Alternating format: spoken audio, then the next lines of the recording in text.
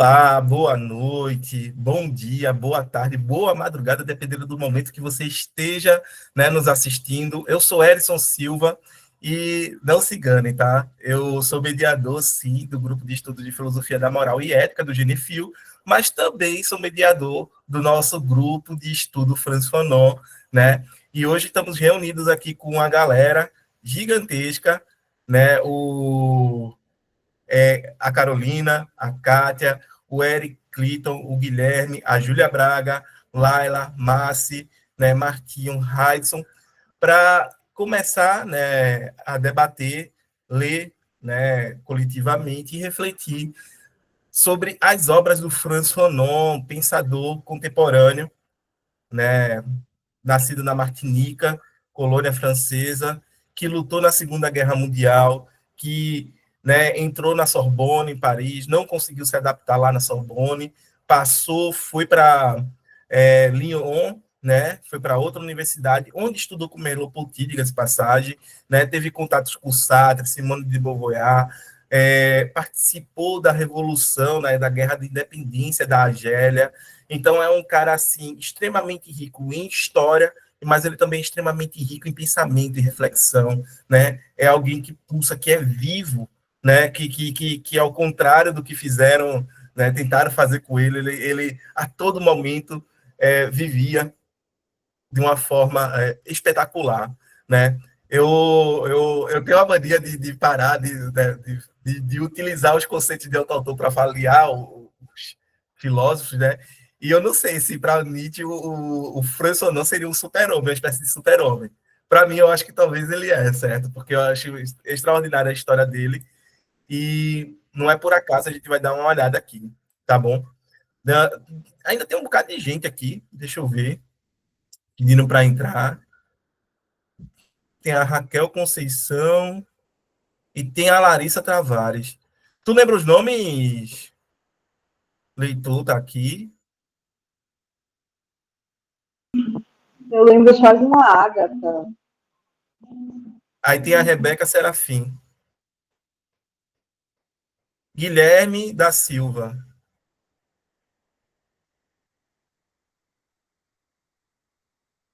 Seria assim, ó. Tá vendo alguém aí já concordando comigo?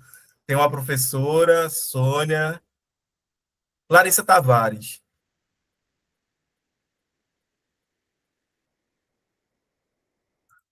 Bem, gente, sejam bem-vindos, sejam bem-vindas. Vamos dar uma olhada aqui rapidamente, certo? Nesse que eu preparei aqui para vocês. Para a gente dá um início aqui à vida e obra do Franz Fanon. Só lembrando, certo, que eu recomendo para vocês esse texto do David Faustino, né, que é Fanon e as Encruzilhadas, né, é um texto de uma ótima introdução da editora Ubu, né. Recomendo também a vocês. Ah, mas isso aqui a gente tem em PDF, tá? Para a gente colocar aqui em PDF para vocês. Além da Pele Negra, as Máscaras Brancas, a gente tem em PDF Alienação Liberdade, a gente tem Os Condenados da Terra, a gente tem o quinto ano da Revolução Argelina, né? O fim do colonialismo. Isso tudo está lá em PDF, certo? Em defesa da Revolução Africana, certo? A gente tem Franz Fanon, Escritos Políticos, ok? E essa biografia aqui, a da Alice, eu recomendo também, porque é muito boa, tá? Muito boa mesmo. Embora existam outras biografias também, né? Deixa eu ver, tem mais gente aqui ainda pedindo, né, para entrar, mas não é Com ninguém, licença, né? Oi, Kátia. eu queria Rapidamente, falar. tá? Rapidamente que a gente tá gravando, tá? E assim, todos os nossos encontros, eles são postados no YouTube, tá, gente?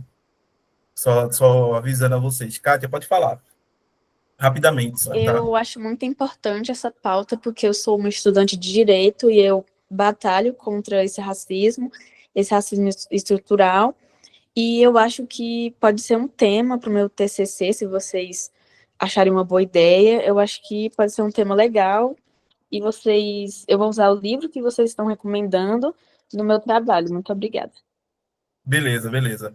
É, gente, vamos dar uma olhada aqui rapidamente em alguns aspectos bem interessantes, certo? Da biografia do François Fanon. A gente tem aqui, né, François Fanon, Vida, Obra e Pensamento, né? Uma aula introdutória aqui que eu preparei com o meu amigo Chat GBT, né? Cheguei lá nele e olha, Chat, vamos organizar aqui a coisa. E aí a gente sabe que o François Fanon, né, está fazendo centenário nesse ano, já completou o centenário dele. Ele nasceu em 20 de junho de 1925 na Martinica, né?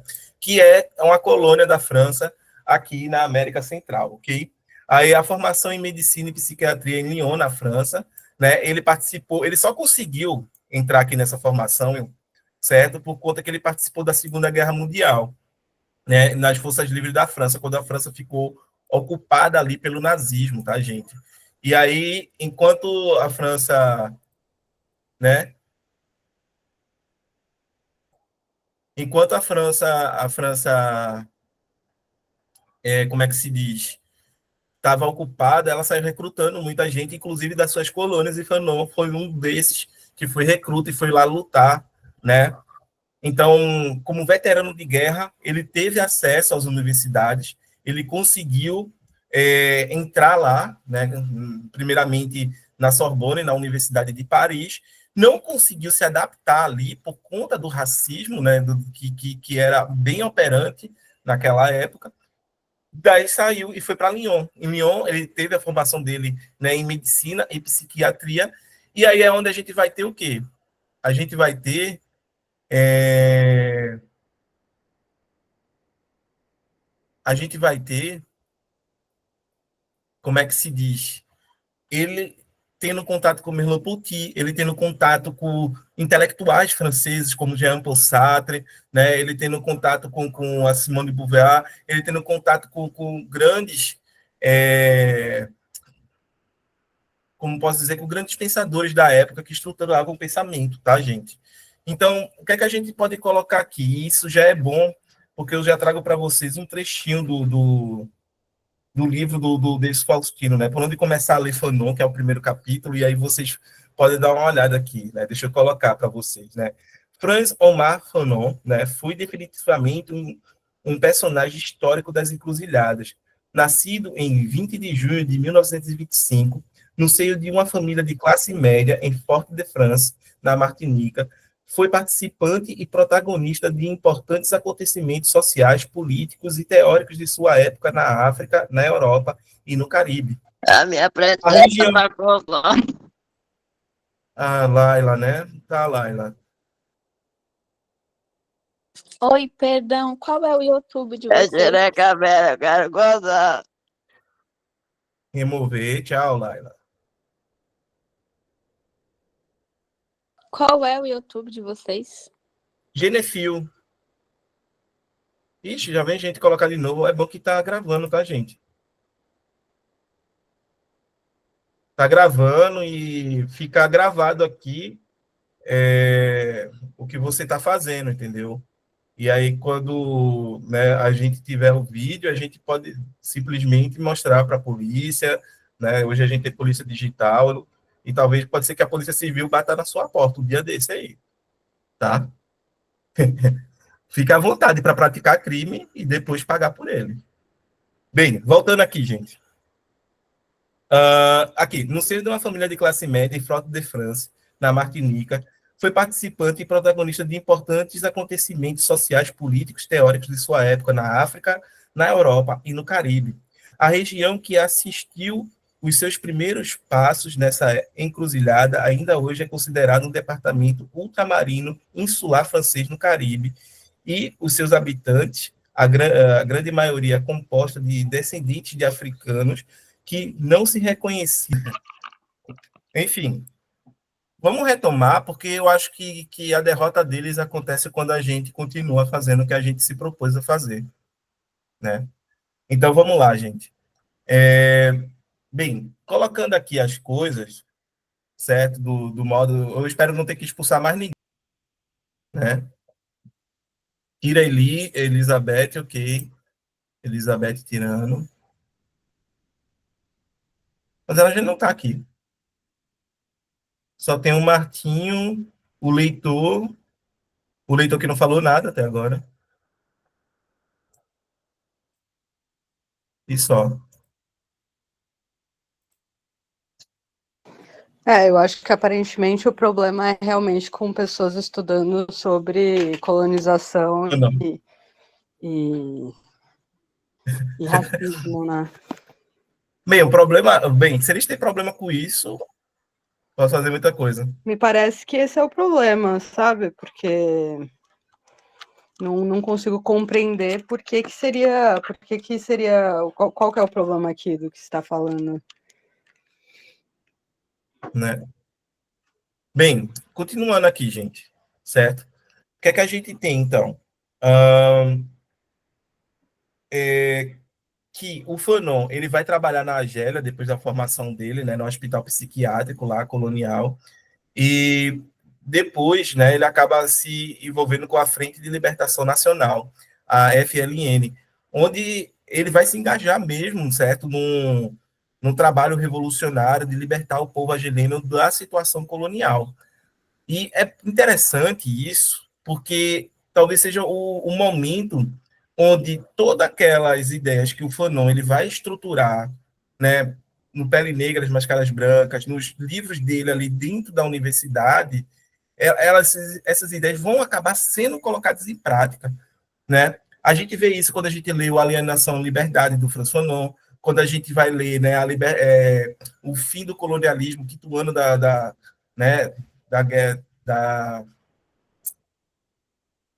aqui, ó, né, o ano 5 da Revolução Argelina, o fim do colonialismo, a gente dá uma sacada aqui nisso, entendeu? Nos Condenados da Terra, ele continua, então, tudo que ele lança como base filosófica no Pele Negra, de Máscaras Brancas, vai meio que ajudar a estruturar e a fundamentar, né, não só a teoria que ele desenvolve, mas também a praxe revolucionária dele, entendeu? Então é algo assim extraordinário, pô. Eu acho extraordinário isso, porque é quando a gente para ver o quão coerente um pensador é. Ele olha, né, para o que ele colocou, para o que ele fundamentou teoricamente, né, aqui em Pele Negra, Máscaras Brancas, e ele leva para a vida toda. A prática dele, enquanto, né, médico psiquiatra, faz com que ele aplique os conceitos dele da própria psiquiatria, né? A alienação, a loucura é uma forma de aprisionamento, né? E que, diga-se passagem, é consequência, né, da violência colonial que as pessoas sofrem, entendeu? Por elas não poderem se erguer enquanto seres humanos, elas acabam adoecendo muitas vezes. Elas acabam desenvolvendo quadros psiquiátricos né, que vão gerar loucura, por assim. Então, a loucura, ela não é para o Fanon, diga-se passagem, né? Ela não é uma consequência, né, de gênios ou etc., mas ela é uma consequência da colonização, da violência colonial, né? E aí a gente tem que parar para, né, olhar tudo isso daqui e ver que esse cara, ele foi tão influente que mais tarde ele vai chegar, né? Aqui, ó, a gente já viu que ele vai falecer, né, em 1961, aos 36 anos, de leucemia. Ele falece nos Estados Unidos, tá, gente? Depois de sofrer atentado, depois de tudo, certo? E aí a gente vai ter o quê, né? A gente vai ter linha do tempo principais e as obras dele aqui, né? Escritos psiquiátricos dele, e aí vem, né, o Pele Negra, Máscaras Brancas dele, que é uma obra que foi colocada como conclusão de curso, né? Foi colocada para ele como sendo uma obra de conclusão de curso. E quando ele colocou lá, a banca rejeitou, né? O orientador dele rejeitou, disse que não podia, e aí ele se virou nos 30, escreveu outro texto e foi, né, defender outro texto, porque Pele Negra, Máscaras Brancas foi rejeitado enquanto TCC, tá, gente? E é só... A Márcia voltou, tá ali. Né? E é só para a gente ter ideia. Aí a gente tem aqui o ano 5 da Revolução Argelina, o fim do colonialismo, que foi em 1959, tá? Foi publicado e só foi traduzido para português BR agora, tá? Agora, nos nossos dias. Diga-se de passagem, eu acho que não faz nem 3 meses, 2 meses que foi publicado aqui, né, pela editora Zahar, tem aqui, né? E a gente tem um PDF dele, tá lá, ok? Aí a gente vai ter Os Condenados da Terra, né, que vai ser publicado em 1961, já póstumo, e aquele famoso livro que vai ter o prefácio do Sartre, né, onde o Sartre ele acaba concedendo ao Fanon muita coisa. Ele diz que, de fato, precisa rever esse conceito de humanidade europeia.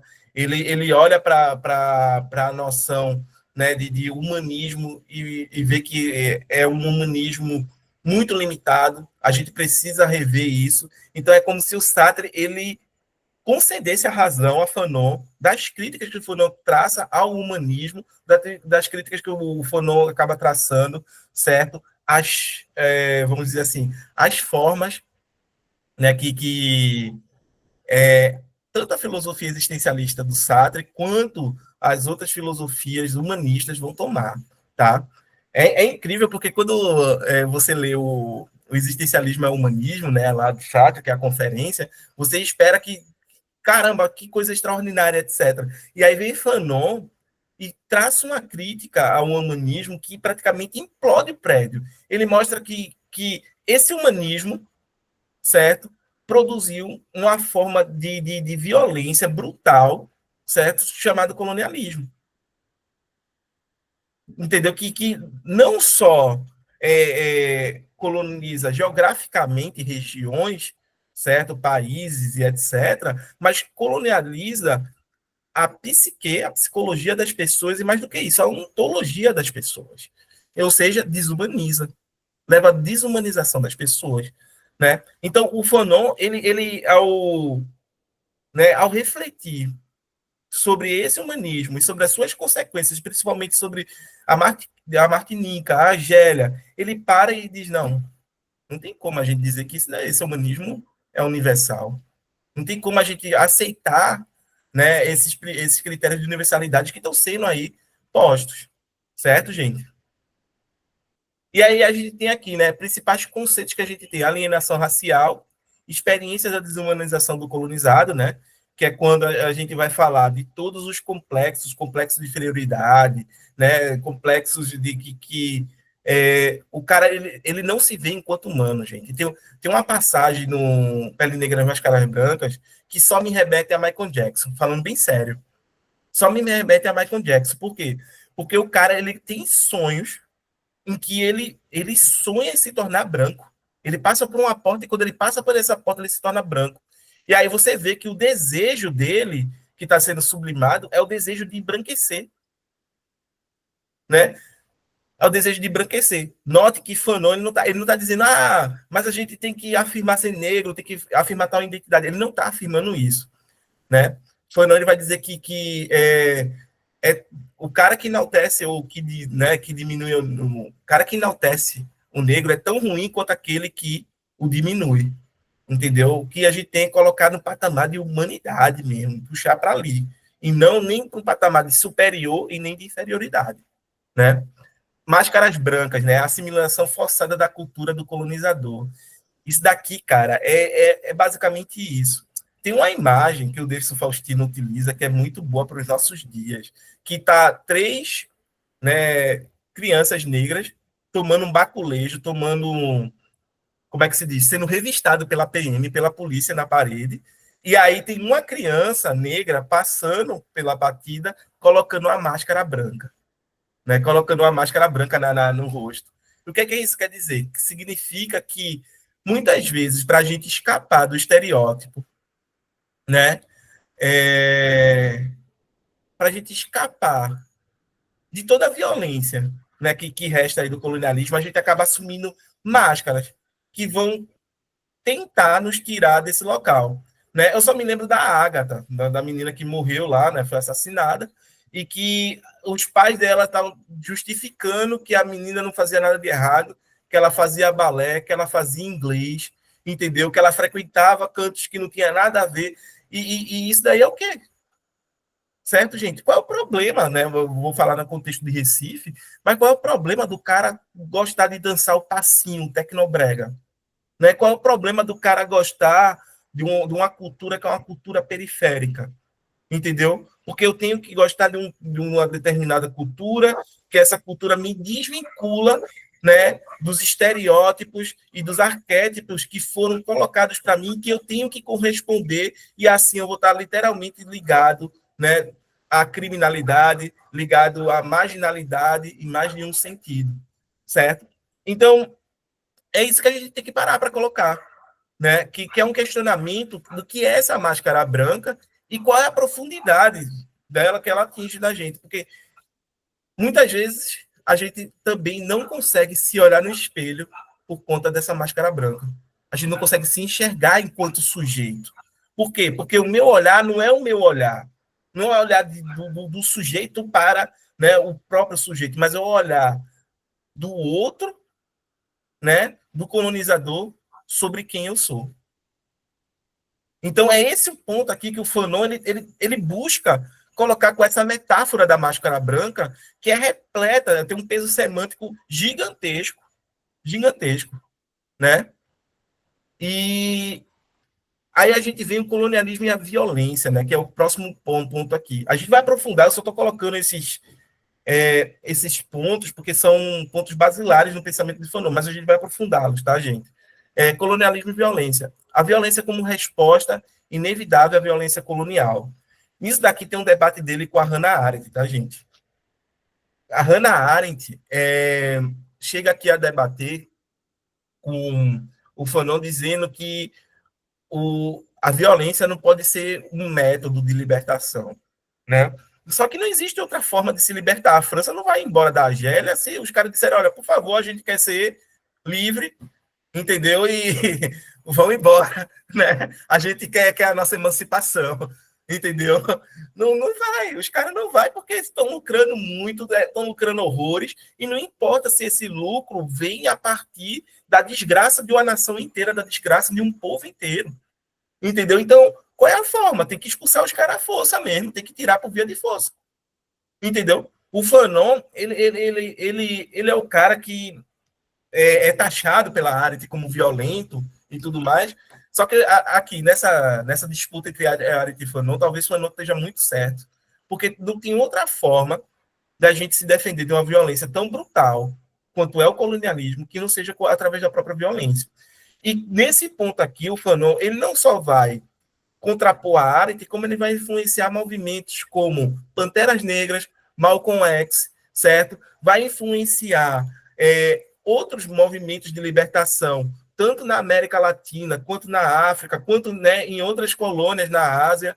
Então, parece que o Fanon é um cara que ele teve o estalo de entender, olha, o colonialismo ele funciona de tal forma. Como é que a gente faz para se libertar dele, de todos os aspectos de colonização? A gente tem, né, que de fato, se tornar violento, né, utilizar esse método para se libertar, né?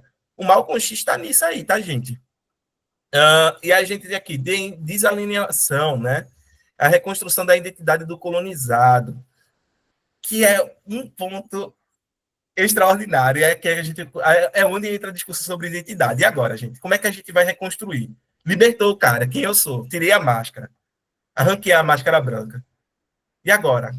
O que é que vai ter nesse local? Eu vou ter que afirmar, né, a negritude, e aí vou ter que reconstruir um passado, né, glorioso das pessoas negras, ou vou ter que remeter a um futuro diferente. Como é que a gente faz isso aqui? Né? Fundamentalmente, o Fanon ele diz, numa passagem, talvez uma das passagens mais belas e mais enigmáticas do Pele Negras Máscaras Brancas, ele diz o seguinte, que tem uma região estéril, árida, do não ser, né, que a gente tem que descer até lá. E é só nessa região do não ser, extremamente árida, né, essa região onde é um indeterminado, que a gente pode, né, alcançar uma existência autêntica.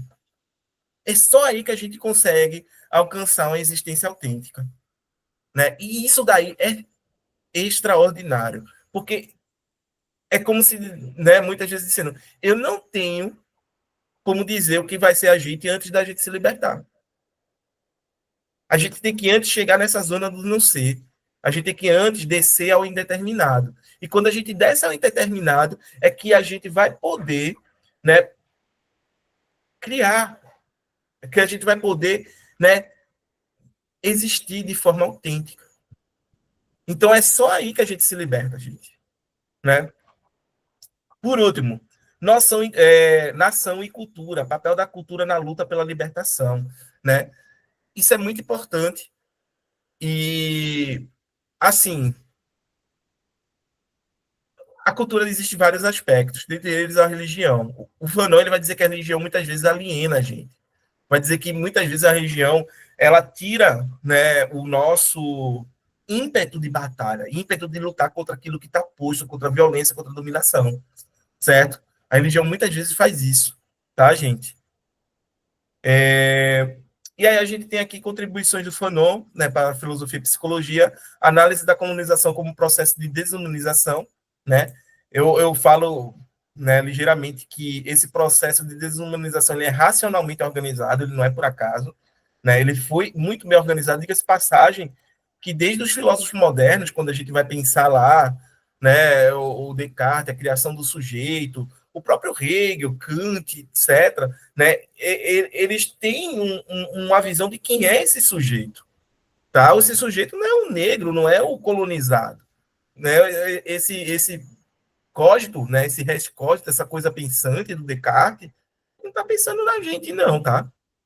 Aí, pioneiro dos estudos de psicopatologia do racismo, né? Porque ele vai, obviamente, ver como o racismo nos afeta, né? E como ele chega a determinar não só aspectos do meu corpo, não só aspectos da minha personalidade, mas aspectos da minha existência, né? Note que para a existência para o Fanon não é algo fixo, não é algo dado, acabado. A existência é algo que é produzido por si mesmo, né, por você mesmo e por toda a comunidade, no própria dialética, no próprio movimento dialético de construção de si e do outro.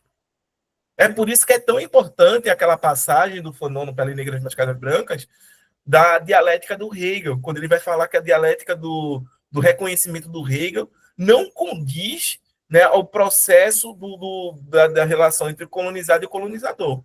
Por quê? Porque simplesmente não existe esse processo de reconhecimento. Tá?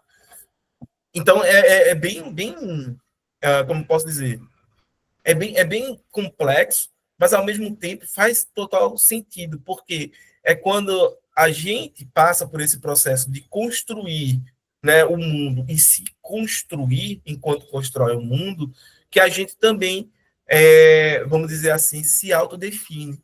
É quando a nossa ontologia, né, enquanto sujeito, enquanto essência, se dá. Então, notem que eu, enquanto sujeito, né, minha ontologia não é fixa, não é dada, não é acabada, entendeu? Ela é algo que está sendo construído, tá? Aqui, articulação entre psicanálise, marxismo e crítica social, tá, gente? Isso daqui é extraordinário. Eu diria que, tipo, ele faz, de fato, porque o que acontece é que a saída para o cara lá que tem sonhos em se tornar branco e etc., né, é alterar as estruturas sociais. A saída dele não é apenas, né, conscientizar o seu inconsciente. Isso daí não é o que vai curar ele. Por quê? Porque se ele tem esse tipo de sonho, significa que a sociedade promove, né, uma diferenciação social que permite a afirmação de uma determinada raça em detrimento de outra. Né? Então, qual é a saída aqui?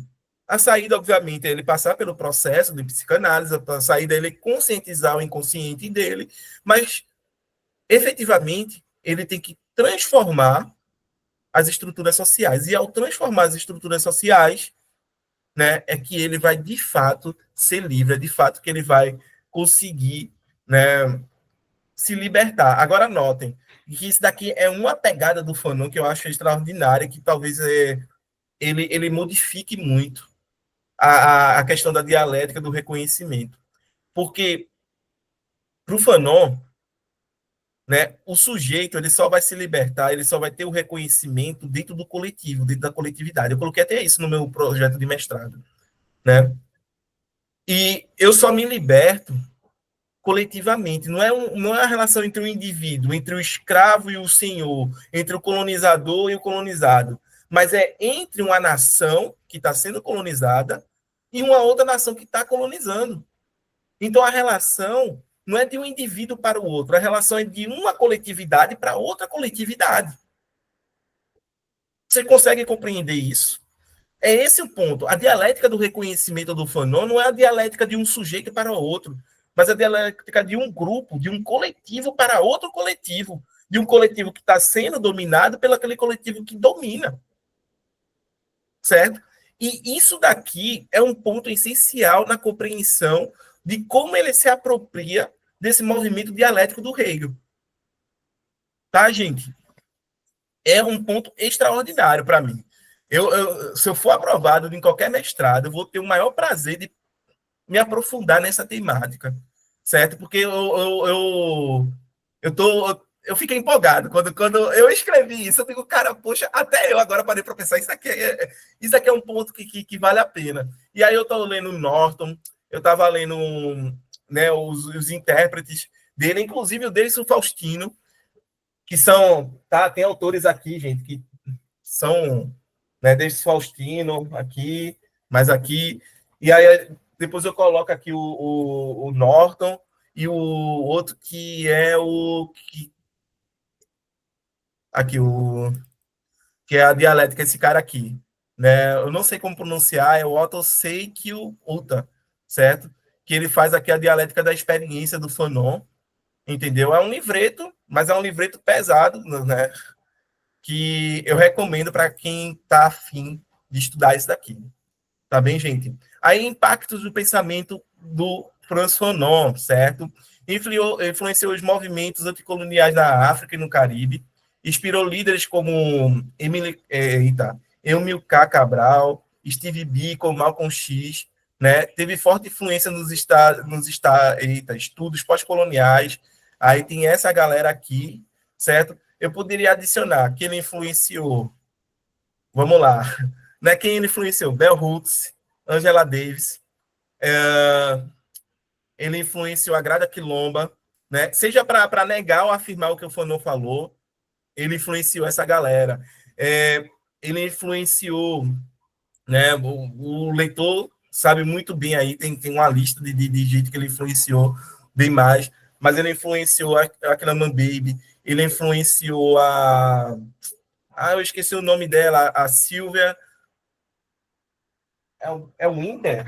Sylvia Winter, que é extraordinária, uma filósofa muito foda, velho.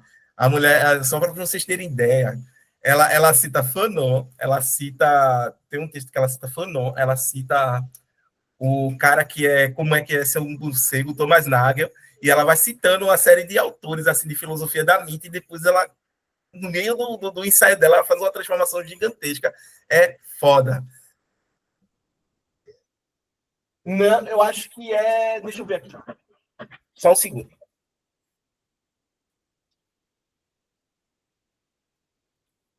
Véi, eu tava lendo o texto dela. Que texto? É a Sylvia Winter mesmo, pô. Em direção ao princípio da sociogênese, Fanon, identidade e enigma da experiência consciente, o que é ser negro. Tá aqui, é de 2011. Não sei se dá para dar uma sacada aí na tela. É de 2011, certo? E aí ela cita o Thomas Nagel, ela cita o David Chalmers e ela cita o Franz Fanon, cara. E assim, é muito bom, porque quando você para pensar, a gente não sabe o que é ser um morcego, e é interessante porque ela está falando da questão da experiência consciente do que é ser negro. Tá ligado? Ela cita o Thomas Nagel para entrar nesse ponto. Então, assim, é um artigo de quase 50 páginas, é um ensaio. Eu não considero esse artigo, não. Considero um ensaio filosófico profundo, muito bom, certo? Recomendo para vocês, principalmente para quem gosta do conceito da sociogênese do Fanon, tá, gente? Extraordinário, extraordinário esse aqui. Aí aqui a gente vai ter, né, as obras e capas para exibição. Eu já mostrei, né, eu acredito já ter mostrado aqui, mas só voltando. Alienação e Liberdade a gente tem. Inclusive, eu e o leitor, né, subversivo, estamos num outro grupo de Franchonó, às terças-feiras à noite, onde a gente acaba lendo, debatendo, refletindo sobre este livro aqui, certo? Em conjunto. Tem uma série de vídeos lá no YouTube e depois eu disponibilizo para vocês lá no nosso grupo. Tá bem, gente? Condenados da Terra. Essa daqui é uma versão antiga, tá? Eu não sei, bem antigona de Condenados da Terra. Aqui, essa daqui é a edição da editora Zahar, né? Do ano 5 da Revolução Argelina, o fim do colonialismo.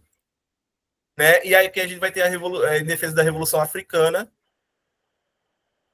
É isso. Eu acho que está faltando os escritos políticos dele aqui, tá, gente? Deixa eu só mostrar, então, aqui algumas coisas. Né?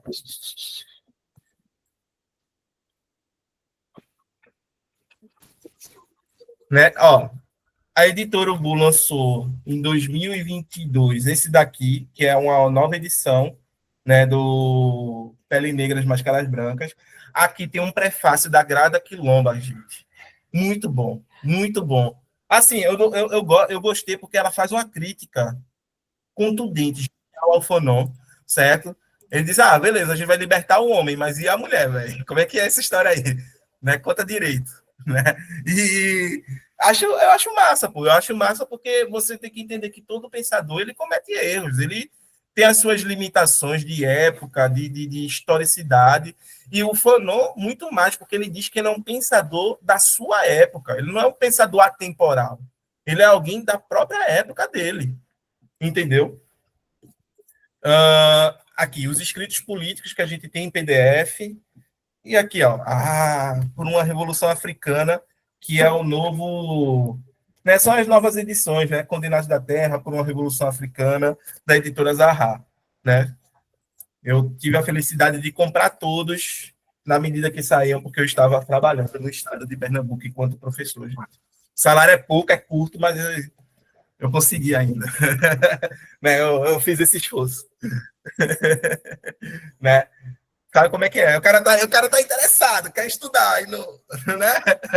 Aí tem que fazer esse esforço.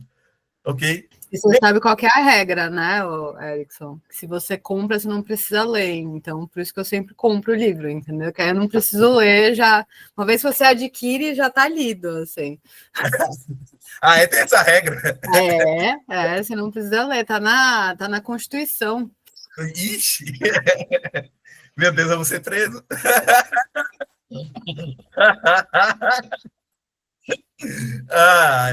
Enfim.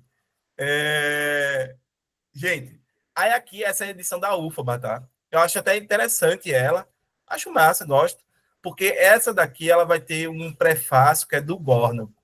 Né? Gordon, que ele é um grande especialista, certo? Em Fanon, mas ele, para além disso, ele é um especialista em... Como é que eu posso dizer?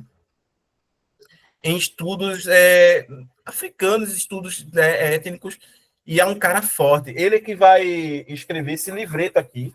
Livreto que é uma pancada, tá, minha gente? Esse livro aqui é uma pancada, que é Medo da Consciência Negra.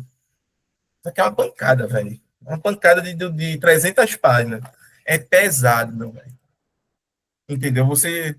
Um ladrão vier lhe roubar no meio da rua, tu atira isso daqui nele. O ladrão se lasca bonitinho, porque o peso teórico, semântico que tem aquele livro ali é bom. Certo? Deixa eu chegar lá. A gente vai começar. Antes de você continuar, entrou aquele pessoal de novo. Tira a Elizabeth, senão a gente não vai conseguir ter reunião. Já, velho? Porra. Galera, deixa a gente estudar. Nossa, mas que carência, né? Jesus, carência. Ô, minha gente, tá faltando pia para lavar, tá faltando roupa. Tem que ler o A máquina de roupa tá assim, Oi? Tem que ler um fanonzinho para ver se arruma a revolta, né? Se orienta a revolta para um lugar certo, né? Aliás, eu ia te perguntar, já que a gente vai começar, eu tenho uma dúvida aqui. Ela é mediante fatos cotidianos, assim, né? Cotidianos não, contemporâneos, também cotidianos. Porque eu acho que violência é a pergunta, né? Ou não é a resposta, né? Que é sempre sim. A gente sempre tem que dar sim à violência. Mas aí estava conversando com um amigo meu sobre o Charles Kirk, né? E aí eu fiquei pensando, e aí ele fala assim, eu vi um cara falando muito bem, assim, sobre, né, não lamentar essa morte, porque eu, se morresse, ia estar cagando para mim, né, como sapatona nordestina, latino-americana, né, mas, ao mesmo tempo, também não é algo positivo, porque amplificou o discurso do cara, né, não foi que calou ele, só amplificou, e isso me fez pensar. Apesar de eu achar que violência é a resposta, eu também fiquei pensando o quanto que...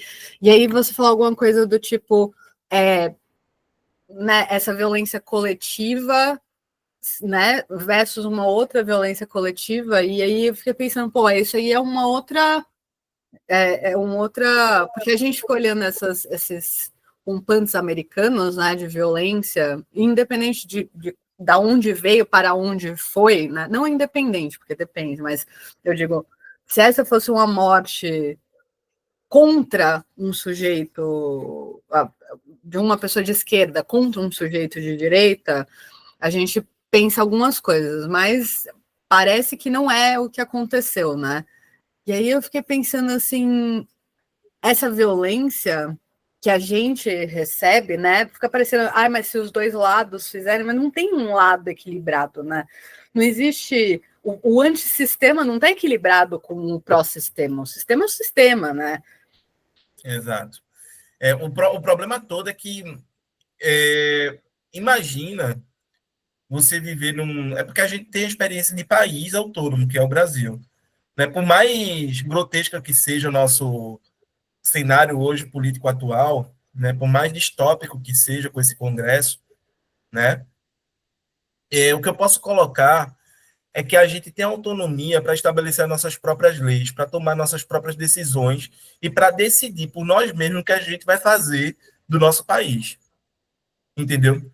Agora, imagina a gente viver num contexto onde a gente teria que pedir autorização a outro país para viver da forma que a gente quer viver, para falar o nosso próprio idioma, entendeu? Para poder exercer a nossa própria cultura, para poder né, ter ritos da nossa própria religião, entendeu?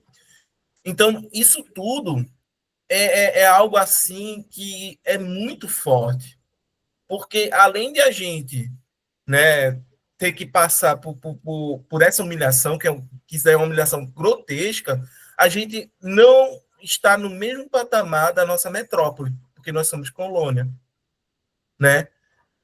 E aí é quando você entende que, dentro da concepção do Fanon, só através de uma dialética do reconhecimento, não como Hegel, mas de uma outra dialética, que a gente pode sim alcançar esse status de igualdade, certo? E, para isso, a gente vai ter que fazer uso da violência, porque o colonizador não vai embora de bom grado. Ele não vai dizer, olha, foi mal aí, né? Eu explorei vocês, eu matei, eu estuprei, né, eu fiz tudo que podia fazer e agora eu estou indo embora aí, vocês são livres, vocês são livres. Não é.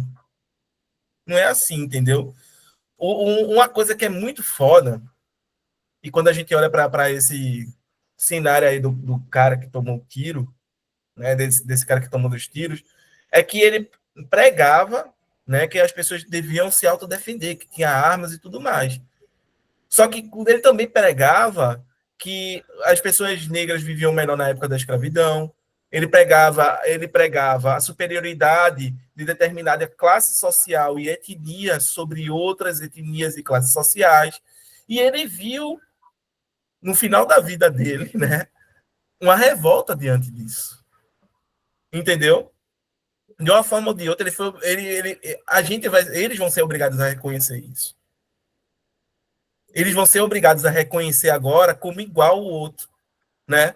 Porque tem uma coisa que é muito massa, e talvez o Dom L, né, um rapper lá de Fortal, que está aí em São Paulo, ele fala, né, eles sangram como eu sangro. Né? Quer dizer o quê? Que tipo, a gente é igual, só que os caras ainda não entenderam isso. E eles vão utilizar 1 milhão de argumentos por toda a história da filosofia, por toda a história da humanidade, para poder afirmar o contrário. E como é que eu faço para poder fazer eles reconhecer isso? Infelizmente vai ser só por via da violência, porque não tem outra forma da gente se libertar. Entendeu? A dialética do reconhecimento do Hegel aqui já não é mais entre o senhor e o escravo, nenhum entre um colonizado e um colonizador, mas é entre um grupo, um país todo que foi colonizado, certo? E um outro país que colonizou. Então, quando eu me liberto de uma coletividade, certo? Outro ponto que é muito interessante e que a gente pode discutir depois, e eu acho que é objeto até do Aquila Medeiros, né, o camaronês, o filósofo camaronês, que escreveu a Crítica da Razão Negra e Necropolítica, né, que ele vai dizer o seguinte, que todas as tecnologias que foram criadas na colônia, no colonialismo, para a dominação dos povos colonizados, foram utilizados pelos nazistas, né, pelos grupos supremacistas, para poder, né, dominar os judeus e, obviamente, toda aquela massa que existia ali, além de judeus, né, negros, ciganos, pessoas LGBTQIA+, né, foi utilizada ali naquela época para dominar esses povos. Então, parem para notar como uma coisa foi assim, eles pegaram a tecnologia que eles antes utilizavam nas colônias e aplicaram a si mesmo. Né? Contra si, eles nunca pensaram sobre isso, eles passaram a pensar depois daí, entendeu? Então é por isso que é horror, entendeu? O horror deles, talvez, muitas vezes, seja quando eles entendem que eles também são frágeis, que eles também podem morrer e ser dominados da mesma forma que eles estão fazendo, que eles podem ser vítimas da mesma violência brutal que eles exercem sobre os outros. Eu acho que esse daí é o ponto todo. O que escandaliza, né, tanto aqueles caras é eles entenderem que como alguém que é supremacista foi morto da forma que foi morto. Entendeu? Pela mesma arma que era... Que ele defendia ideologicamente, entendeu? Que pelo mesmo método... Pela mesma arma que subjugava os outros, né? Entendeu? O que horroriza eles mais é isso. Eles saberem que a galera tem poder para reagir, né? Ou que conseguiu reagir de alguma forma, certo? Gente, tem alguém que eu esqueci de falar que influenciou bastante o Fanon. E esse cara é o Aimé Césaire, né? Discurso sobre o colonialismo aqui dele. E aí ele já começa, né? Que é uma passagem, é um poeta genial, né? Falo de bilhões de homens em que deliberadamente incultaram medo, o complexo de inferioridade, o tremor, né, a prostração e o desespero, o servilismo. Cara, aqui ele já está dizendo de quem ele está falando, né? Tá claríssimo isso aqui. Né? Falo de milhões de homens em que deliberadamente inculcaram o medo, o complexo de inferioridade, o tremor, a prostração, o desespero, o servilismo. Né? Discurso sobre o colonialismo aqui dele. Né? E aí eu gostaria de começar a ler essa introdução, porque ela é curta, são 2, 3 páginas, mas ela é pesada demais. Eu acho extraordinário o modo como o Fanon consegue conduzir isso daqui. É bom para a gente sentir também, tá? Sentir como é que ele escrevia, né? Na época que eu li isso aqui pela primeira vez, eu fiquei pensando, mas isso aqui é um aforismo? Mas não é um aforismo. Meu Deus, por que ele está escrevendo assim? E depois a gente vai entender o porquê até dele adotar esse método de escrita, né? Bem, eu posso começar? Gostaria de fazer alguma pergunta? Raidson, Guilherme, Massi, Marquinho.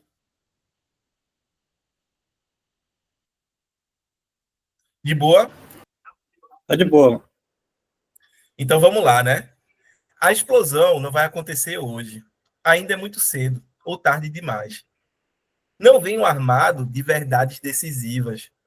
Minha consciência não é dotada de fulgurâncias essenciais. Entretanto, com toda a serenidade, penso que é bom que certas coisas sejam ditas. Essas coisas, vou dizê-las, não gritá-las. Pois, há muito tempo, o grito não faz mais parte da minha vida. Faz tanto tempo. Por que escrever esta obra? Ninguém a solicitou. E muito menos aqueles a quem ela se destina. E então? Então, calmamente respondo que há imbecis demais neste mundo, e já que o digo, vou tentar prová-lo. É muito bom, velho. Em direção ao novo humanismo, a compreensão dos homens.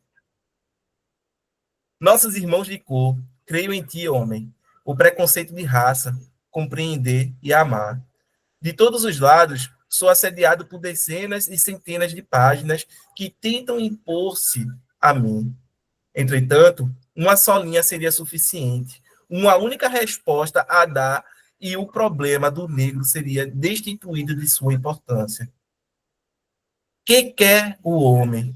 Que quer o homem negro? Né? Que quer o homem? Que quer o homem negro, né? O que a gente quer? Né, minha gente? Me respondo ao ressentimento de meus irmãos de cor, direi que o negro não é um homem. Há uma zona, olha aqui aquela passagem, há uma zona de não ser uma região extraordinariamente estéril e árida, uma rampa essencialmente despojada, onde um autêntico ressurgimento pode acontecer. A maioria dos negros não desfruta do benefício de realizar esta descida aos verdadeiros infernos. O homem não é apenas possibilidade de recomeço, de negação.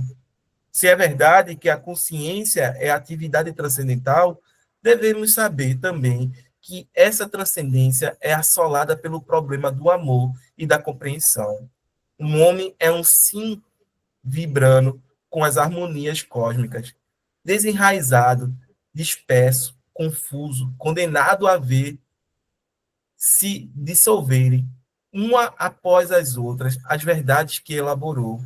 É obrigado a deixar de projetar no mundo uma antinomia que lhe é inerente.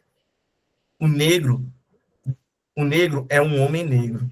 Isto quer dizer que, devido a uma série de aberrações afetivas, ele se estabeleceu no seio de um universo de onde será preciso retirá-lo.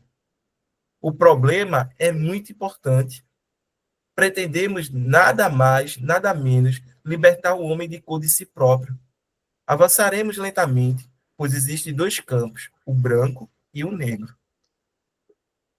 Tenazmente, questionaremos as duas metafísicas e veremos que elas são frequentemente muito destrutivas. Não sentiremos nenhuma piedade dos antigos governantes, dos antigos missionários. Para nós, aquele que adora o preto é tão doente quanto aquele que o execra. Essa parte aqui é aquela que eu citei, né? O Fanon, ele tá colocando exatamente aquela. Ele não tá dizendo que um é superior ao outro. Tá ligado? Ele não tá dizendo que, olha, a gente tem que afirmar a nossa negritude em cima da branquitude. Essas coisas aí que muitas vezes é o que parece que vai, né? Que a galera vai nessa onda aí. Não, Fanon, olha, para nós, né, aquele que adora o preto é tão doente, e ele coloca o doente entre aspas aqui, né? É tão doente quanto aquele que o execra. Por quê? Porque aqui vai estar dentro do complexo de inferioridade, narcisismo, vai estar uma série de problemas psicológicos que ele vai apontar, tá? Hudson. Nessa parte que você leu aí, ele disse que o homem negro não é homem e que o homem negro ele está preso, é como se ele estivesse preso dentro de si mesmo, né? É por causa desse complexo de inferioridade que ele fala isso? Sim, também. Mas ele está preso porque ele está mascarado. Ele está Mascarado? mascarado dentro de. Ele está com a máscara branca. Ele não consegue Ah, se entendi. olhar. Ele se vê com o olhar do colonizador. Entendeu? Ele Porque não ele. aceita, ele não aceita a si mesmo, né? Por mais que não aceita suas características, a sua herança cultural, não aceita quem ele é, uma pessoa negra na sociedade. Então, como ele vive em um meio de supremacia branca, uma hegemonia, né?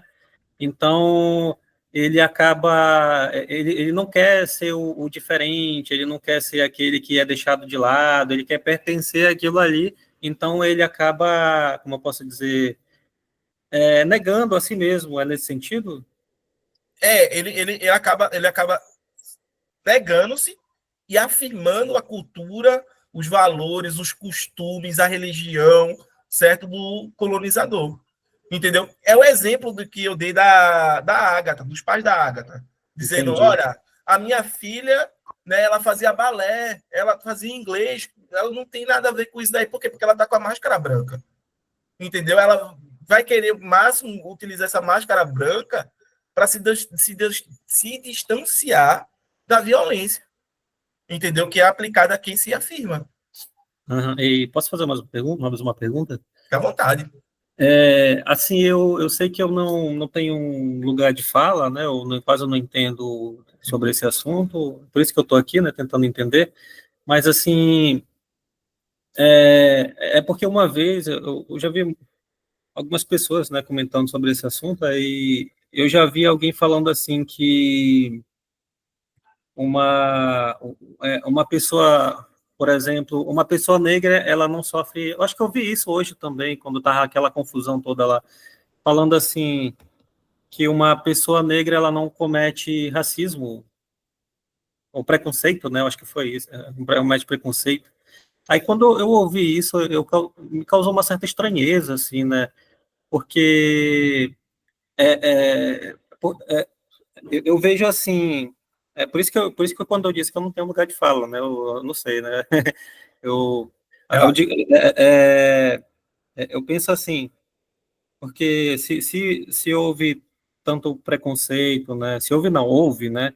Como houve tanto preconceito, tanta discriminação com os negros, e tem essa luta, né, de direitos iguais e tudo mais, que é uma luta legítima, obviamente, mas dizer que o negro ele não comete preconceito, racismo,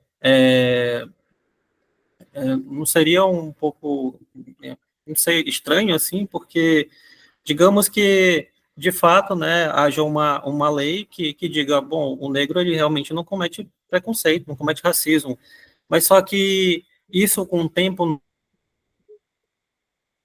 Fechou o teu Opa, microfone. eu desliguei meu sem querer aqui. Digamos, eu não sei qual parte que eu parei, mas digamos que cria uma lei, né, que diga assim, o negro ele não comete racismo, não comete preconceito, mas com o tempo, assim, por meio dessa lei, não vai dar legitimidade justamente para o negro, para o homem negro, assim, com o tempo, criar uma espécie de supremacia, não vai ser mais supremacia branca, vai ser supremacia negra agora, né? Eu digo assim, Mas aí entende que eu vou ter que construir um estado onde quem estabelece as leis são pessoas negras, quem julga e interpreta essas leis são pessoas negras, e quem aplica essas leis são pessoas negras. Ou seja, eu tenho toda a máquina institucional criada por pessoas negras e para pessoas negras. Entendeu? É nesse sentido. É nesse sentido. Não é que uma pessoa negra não pode cometer discriminação, porque é uma coisa que as pessoas talvez acabem, como eu posso dizer, acabem confundindo muito, né? Preconceito, discriminação e racismo não são necessariamente a mesma coisa, tá? Preconceito, eu tenho milhares de preconceitos. Eu posso achar que todo indiano é bom em matemática, isso é um preconceito. certo? Eu posso achar que todo japonês é muito bom, né? É um estudante muito bom, e isso é um preconceito. Entendeu? Por quê? Porque eu estou preconcebendo, né? Discriminação é quando eu implico já em desvantagem, né? Em de fato discriminar, né? Todo negro é malandro, tem a malandragem ali, entendeu? Tá ali sempre tentando, né, burlar as leis e tudo mais, né? Deixa eu ver outro tipo de forma de discriminação. Achar que pessoas homoafetivas são pessoas que são naturalmente, né, depravadas sexualmente. Então, isso aí já é outra forma de discriminação. E aí vai, entendeu? Quando você. Agora, quando a gente fala de racismo, a gente está falando de uma forma sistemática de discriminar. Né? Uma forma sistemática de discriminação que tem a ideia de raça como base e que sempre vai implicar em vantagens para o grupo dominante e desvantagens para o grupo dominado, certo? Isso seja diretamente ou indiretamente. Entendeu? É essa definição que está no livro do Silvio Almeida, que eu não consigo achar aqui, incrivelmente eu não consegui achar. Na hora eu tentei achar, né? Que incrivelmente eu citei isso tanto na aula de racismo estrutural que eu dei na minha escola, né? Que a galera, na época eu podia criar uma eletiva e criei racismo estrutural. E aí os meninos choviam na minha eletiva, eu tinha que abrir mais vaga e tudo mais. E eu fazia eles decorarem isso. Toda aula eu colocava no quadro e fazia eles repetir. Resultado, uma aluna minha passou na universidade, está tendo aula, e ela disse que a definição que eu dei para ela de racismo está ajudando ela nas aulas dela. Oh, na universidade. Oxi, que pagou! Fiquei mais feliz do que tudo, velho. Eu saí vibrando, tá ligado? Gol na final da Copa do Mundo, caralho. Muito bom, muito bom. Tá ligado? Então, é nesse sentido, certo? O que se coloca? Um negro, ele não tem toda a estrutura institucional ao seu favor para cometer racismo, certo? Ele pode cometer preconceito, ele pode ser preconceituoso, sem sombra de dúvidas, certo? Ele pode discriminar, mas racismo, ele precisaria de um aparato institucional ao seu lado, entendeu? Fazendo com que as decisões tomadas pelas instituições o favorecesse, certo? Em detrimento dos outros grupos, entendeu? É por isso que ele não comete racismo, mas ele pode cometer preconceito, ele pode cometer, certo, discriminação também. Entendeu? E quanto ao ponto de questão de lugar de fala, porque a galera.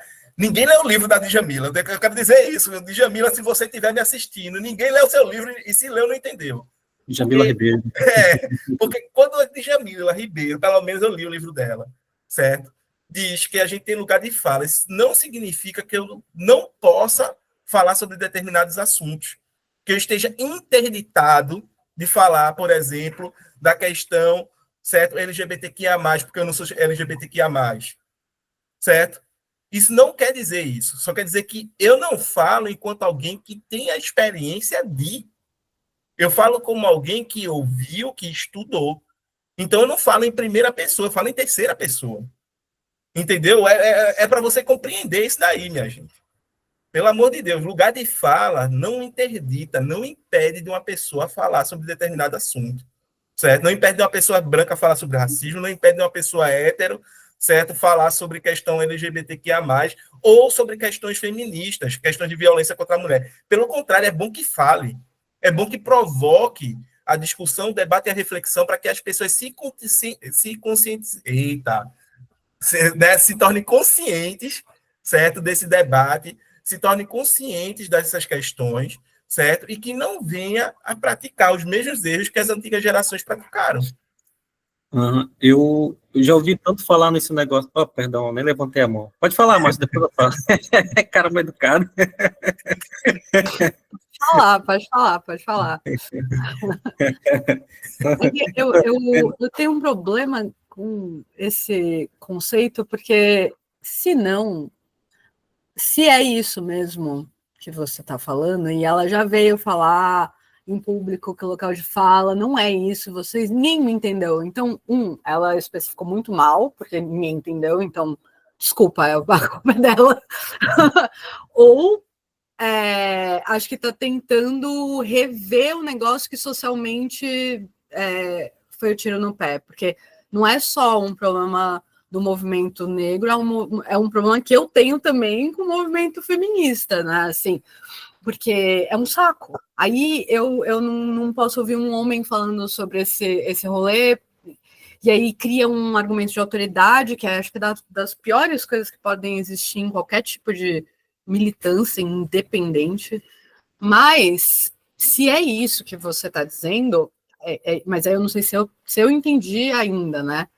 Me parece que é tautológico, porque a última vez que eu vi ela falando isso, ela falou assim, todo mundo tem um local de fala, então é sobre isso que eu tô falando.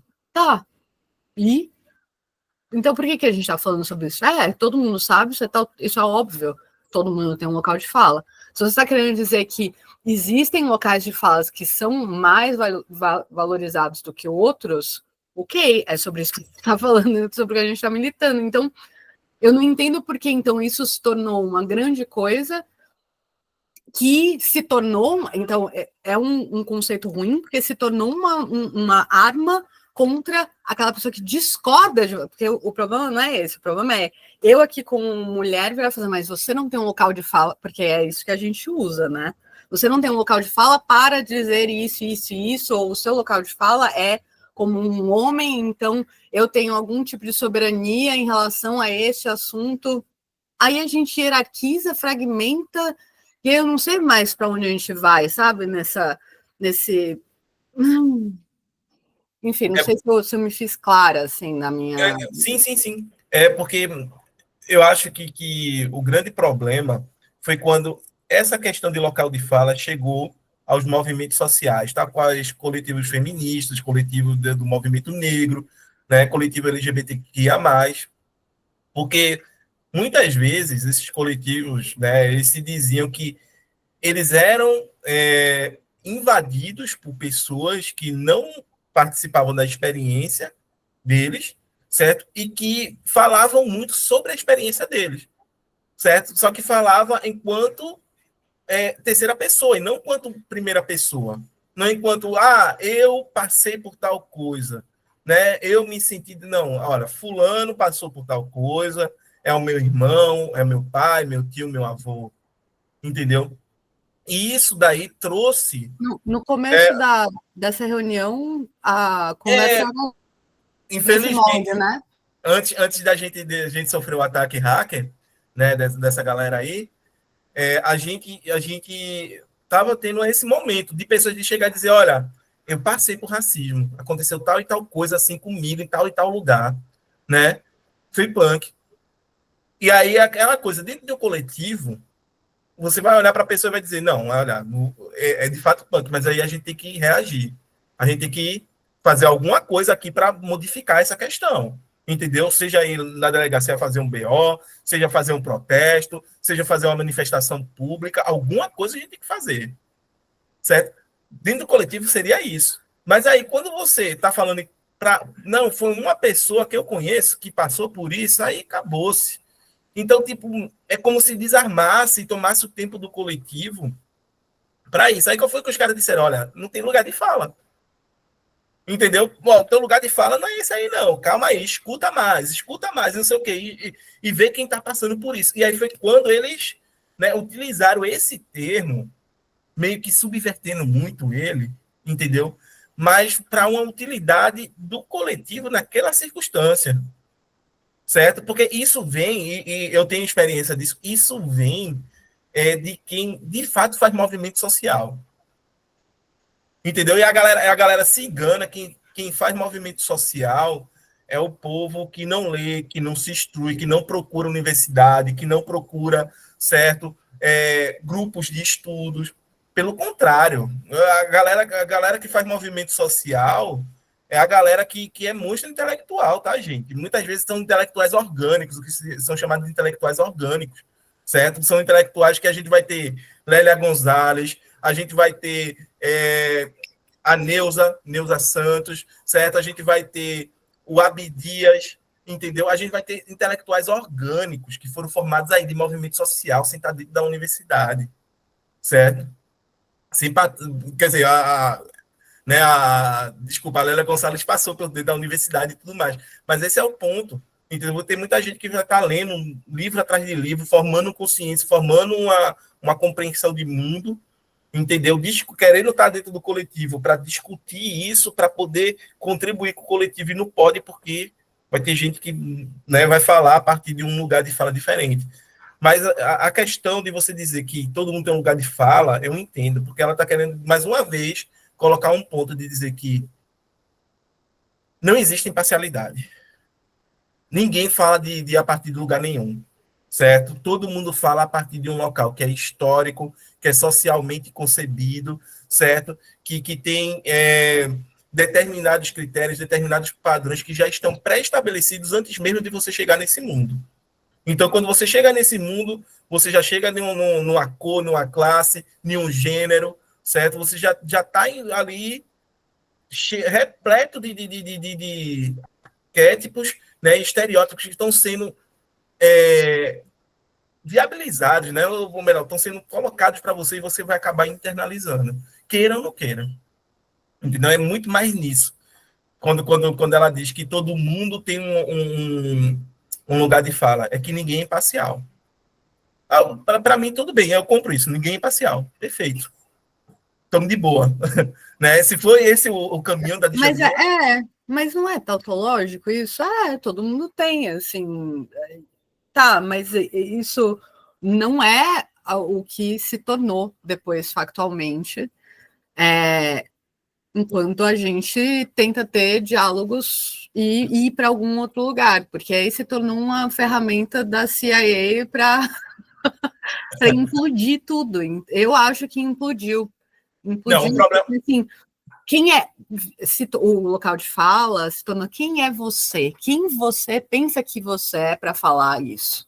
E aí eu acho que é contra isso que eu quero lutar, né? Contra o lugar de alguém achar que tem o direito de me perguntar quem eu acho que eu sou para poder dizer a coisa que eu tô querendo dizer, sabe? Principalmente, né, como mulher que estuda filosofia, né? Assim, mas aí eu também vejo isso sendo feito por outras pessoas do tipo, tá, mas a minha experiência é importante, óbvio que ela é importante, mas aí eu quero que ela seja mais importante do que qualquer outra pessoa possa dizer sobre a Adão.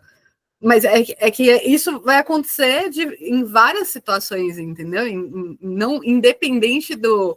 Vai acontecer em várias situações, e aí se torna uma arma, né? Uma arma que fere o... Porque aí ela se torna uma arma individualizada, eu acho. Exato. Porque tem tantos problemas aí. Tantos problemas nessa questão do lugar de fala que a gente poderia fazer um encontro só sobre isso. Nossa, total. É sério. Porque, total, nossa, muito. É sério, porque, assim... Acho que isso pode ser... Na prática se tornou uma arma, na prática se tornou uma forma de inviabilizar o discurso das outras pessoas. Você não pode falar isso porque você não tem experiência disso. Uma arma... Como assim? Uma falaciosa, né? Uma falácia. É uma falácia. Porque, beleza, você pode até nunca ter tido experiência, mas você leu, você pesquisou, você falou com quem teve a experiência, você entrevistou essa pessoa. Será que ela não pode falar? Eu acho assim... Entendeu? A gente não quer ouvir, né? Assim, Exato. Eu penso assim, eu como mulher, né? Por que eu não quero ouvir o que um homem vai falar? Assim, o que é que... Obviamente tem espaços e espaços, né? Eu entendi, por exemplo, no começo dessa reunião, várias pessoas falando das suas dores e de como é difícil viver num mundo em que você é racializado e inferiorizado o tempo todo. Então, é um processo de dividir, né? Aí eu não vou chegar alguma pessoa e falar assim, eu entendo vocês, porque eu sou branca, e aí eu sofro isso e isso do mesmo. Não, você não sofre, não, cala a boca. É isso, né? Porque é o que dá vontade de falar. Pô, não é a mesma coisa, né? Escuta as outras pessoas. Aí, a gente criou um mecanismo para falar isso, porque isso é irritante também, né? Assim, Do tipo, eu chegar, eu não sei, né? Porque eu sou branca, mas eu chegar aqui e falar assim, mas eu sou mina e é foda, porque os caras ficam tentando passar a mão na minha bunda e me estuprar e tal, e vocês, nossa, é mesmo, né? Eu também sou tão gostosão, os médicos ficam tentando me assediar, e ficam, não é a mesma coisa, cala a boca, né? Assim. Sombra de dúvida não é. Não é, mano. Não. Mas assim, é punk, certo? Mas eu entendo que todo o problema se deu quando... Porque esses livros da Djamila, toda a coleção dela é uma coleção, assim, ímpar. Uma coleção que contribuiu muito, muito, muito, muito com o Brasil e com o mundo, tá ligado? A França tá aí, né? A França tá aí traduzindo todos os livros da coleção da Djamila Ribeiro e levando para lá. Né? E para além dela ganhar em euro, ela tá dando uma contribuição genial, porque eu não via as pessoas discutindo no lugar de fala, no ônibus, na feira, no mercado, etc. Entendeu? No meio das coisas. Aconteceu de vir acontecer, de vir, né, estourar depois dos livros dela, certo? Mas querem colocar mais alguma coisa? Antes eu ia falar, o Guilherme falou, né? Você é Ele brasileiro. e o Hadson. Ele e o Hadson tá querendo falar. Hadson e depois o Guilherme. Quando eu estava na graduação, eu ficava com um certo receio de falar alguma coisa, né? Porque parece que os meus coleguinhas lá, eles eram que nem aquelas onças que, se entrasse no território deles, eles iam querer, sabe, te arranhar todinho ali. Aí eu ficava só ouvindo e prestando atenção, né? No que acontecia ao meu redor ali, então eu acabava não falando nada, né? Assim, e por isso que quando eu vou falar sobre o assunto, eu já meto logo um negócio no meu lugar de fala, né? É para, né, pra deixar claro, calma lá, hein? Já entra assim, ó. Não vai me bater, não, já entra. Ele já entra no ringue assim, ó. Não bate em mim, não, não bate em mim, não. Exatamente, já entra com a guarda levantada, já me encolhendo, já que é para não. Mas eu penso assim também, eu penso que você, né, você pode falar o que você quer falar, né, desde que não ofenda o outro. A minha avó, a mãe da minha mãe, ela é negra, meus tios são negros, cara. Eu não sei se eu sou branco, se eu sou pardo, eu não sei, né, uma vez eu falei para uma amiga minha, né, eu falei para ela que eu era negro, né, ela levantou a manga da minha camisa e disse, deixa de ser mentiroso, que é tudo branco, né? Debaixo da camisa não pega sol, né? Aí eu fiquei, deve ser, né? Deve ser branco, pardo, não sei o que eu sou, não. Mas nosso país é um país miscigenado, né, cara? Né, uma mistura de várias raças, branco, negro, índio, europeu, enfim. Mas o que eu queria comentar mesmo era, quando eu fiz a pergunta para você, você falou de um estado negro, né? De um estado só de negro, né? Por isso que não é considerado preconceito, né? Que você falou isso. Isso me fez lembrar de algo. Eu estava assistindo um vídeo no YouTube, né? Daquele programa De Noite do Danilo Gentili. Aí ele estava com um convidado lá que era um comediante, né? É negro também. Aí ele falou bem assim. O Danilo perguntou para ele. Eu não lembro o nome dele, né? Ô, fulano. O que você mais gosta de Portugal, né? E ele estava falando com sotaque de Portugal mesmo, né? Ele era angolano, eu acho. Se bem que eles falam português lá, né? De Portugal também. Aí falou assim, olha, o que eu mais gosto de Portugal? Eu gosto de tudo lá, cara, mas só que foi lá em Portugal que eu descobri que ser negro tem o significado que tem. Ele falou assim, né? Exatamente assim. E um dia desse, o meu filho, quando chegou da escola, olhou para mim e disse assim, papai, nós somos pretos? Ou seja, eles não sabiam, né? Ele não sabia. Isso são palavras dele, tá? Ele disse assim, olha, porque lá na Angola ninguém avisa a gente dessas coisas. Lá em Angola a gente não sabe, é normal você, né, ser negro lá, entendeu? Então, quando ele foi para um país europeu, aí ele, de fato, percebeu que existe esse preconceito, esse racismo, né, essa diferença de tratamento né, com outras pessoas que não têm a mesma cor, né, da raça hegemônica, digamos assim. E isso me fez pensar, né, curioso isso, de fato, né, a gente vive num mundo complicado, né? Não, Né? sim, mas exatamente isso, entendeu? Eu pensava que uma educação que meu pai me deu, né, meu pai é negro, minha mãe é branca, e ele sempre dizia, quando a gente ia no mercado, para eu nunca tocar num produto e levar minha mão no bolso de qualquer forma. E que, se preferível, eu colocasse minha mão para trás e olhasse para os produtos com as mãos para trás, para não ter nenhum problema. Entendeu? Isso quando criança. Eu nunca entendi, eu pensava que era a educação, né, que todas as crianças do bairro, da rua recebiam. Entendeu? Mas meu pai falava isso para mim e para o meu irmão. Então, quando eu cresci, foi quando eu entendi o que ele queria dizer. Foi quando eu entendi a coisa, tá ligado?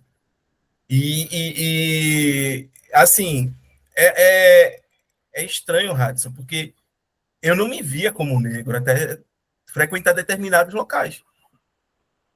Determinados locais me fizeram adquirir a consciência de que eu sou negro e por isso que eu não podia agir de tal forma como um homem branco age. Trouxeram isso para mim, tá ligado? Não fui eu que levei, não, eu já cheguei lá com isso, não. É que as atitudes das pessoas em relação a mim me trouxeram isso, né? Se eu agir de tal forma como um homem branco age, eu não vou ter a mesma reação que um homem branco tem, né, das pessoas quando age daquela forma. Eu aprendi isso. É um pouco que o Fonô também aprende, né? Essa daí foi uma das coisas que eu me identifiquei com o Fonô, que ele descobriu que era negro também. Né? Ele, a galera da Martinica, todo mundo descobriu. Pô, antes eu me via como cidadão francês, agora eu entendi que eu sou negro. Né? Antes eu me via como cidadão, né? Agora eu entendi que eu sou negro. Entendeu? Guilherme. Então, sobre esse lugar de fala, né, que a Marci e vocês estavam discutindo, e como mecanismo de deslegitimar o discurso do outro, né, eu tinha várias críticas, né, em relação a essa questão, né, esse tipo de argumentação. Até no ano passado eu presenciaram algumas situações que eu começo a entender a legitimidade desse discurso, né? Porque vou dar um simples exemplo, né? Quanto que o reitor da sua universidade fala que o espaço é inclusivo, que o espaço é universal, que todos têm acessibilidade àquele espaço, mas quando que você começa a observar que não é todos que têm espaço, acesso àquele espaço, não é todos que têm certos privilégios, como orientação ou algumas informações privilegiadas, ou até mesmo recursos financeiros, né? E quando que você começa a denunciar isto que acontece, você começa a ser calado, silenciado, não querem que você fale essas coisas que acontecem, né? Como se o seu discurso fosse algo fora da realidade. Isto que você está falando não acontece, né? Então, há um argumento de autoridade que fala assim, olha, a sua visão da realidade, sua concepção social, é tudo errado. Aqui não acontece isto, né? E aí, esse discurso de autoridade serve para silenciar essas vozes. Então, eu acho que esse local de fala, né, eu acho que é uma forma também de enfrentar esse discurso de autoridade que tenta muitas vezes calar os indivíduos, né, que reivindica seus direitos. Só que eu concordo em um ponto com a Marci, que esse discurso ele está sendo utilizado em algumas vezes de uma forma inadequada, em espaços inadequados, né? Que era para ser uma postura de mais enfrentamento a essa autoridade, né? E na verdade se tornou algo para calar o seu coleguinha que tem uma visão oposta, né? E não os problemas estruturais realmente relevantes, né? E eu acho que isso se apaga, né? De alguma forma. Perfeito, Guilherme, perfeito. Que fala precisa, contundente, certo? Em relação a essa questão do local de fala. Né? Poderia ser muito bem utilizado como uma arma para combater, né, esses espaços institucionalizados, nessas instituições que dizem ser, né, inclusivas, mas na verdade elas são tão excludentes, né, quanto as que elas acabam criticando, né? Quanto as críticas que ela fala, mas os outros não são excludentes, os outros não são includentes não, né? Não inclusive como a gente não, né? E é isso, cara. Assim, isso me remete muita coisa, mas eu acho que tua fala foi precisa demais, né? A gente não pode interditar o outro de falar determinadas coisas e de falar sobre determinadas questões, certo? Eu entendo que todo mundo tem lugar de fala, todo mundo pode falar sobre as coisas e, né, aquela coisa, você tem que estudar, se você estudou, você vai conseguir falar, velho. Você vai conseguir discorrer sobre, ok? Eu acho que tem até uma questão que o próprio Fanon fala, né? O ambiente, né? Por exemplo, algumas questões que eu tô discorrendo aqui foi coisa que eu presenciei de fato, né? E aí você está num ambiente com 20 pessoas, né, e uma pessoa com aquela autoridade, né, discursando, e você começa a fazer essas denúncias, né, e 20 pessoas em lugares privilegiados, como essa pessoa de autoridade, todos concordando, e aí você, de um local diferente, começa a falar. Isso também dá uma sensação que, pô, você, né, essa sensação de inferioridade diante o próprio grupo, né, de não se sentir pertencente àquele local, né, vontade de se retirar, né, de tão grande que é uma violência simbólica na realidade, né, essa forma discursiva e a forma do ambiente, né, como que o ambiente seleciona os indivíduos, né, para estar ali. E assim, eu acho bem problemático várias questões, né? E como que o próprio sistema utiliza, né, dele para excluir indivíduos que ele acha indesejável para eles, né? O tipo de Exato. discurso que eles não querem que sejam reproduzidos, né? O tipo de violência que os espaços públicos cometem e eles não querem que sejam denunciados, eles querem que sejam legitimados pela grande maioria, né? Então, assim, é a democracia, é a pseudo-democracia, onde que o excluído vai continuar sendo excluído porque ele não vai ter acesso a se manifestar. Então, acho que, enfim, é a minha visão sobre essa questão. Perfeito, perfeito. Eu assino embaixo, até porque, né, quando eu estava no mestrado, não vou dizer ontem, não vou dizer quem, mas eu passei por exatamente essas situações e foi brutal, velho. A violência foi brutal comigo, entendeu? E até hoje, as pessoas que cometem essa violência olham de lado, assim, acham que pode me interditar, tentam fazer qualquer coisa, só que para eles acabou, não estou mais naquele espaço, entendeu? Estou vivo, estou consciente, e talvez o grande problema deles seja esse, entendeu? Que a violência que eles praticaram não me destruiu, né? Esse é o problema para eles, entendeu?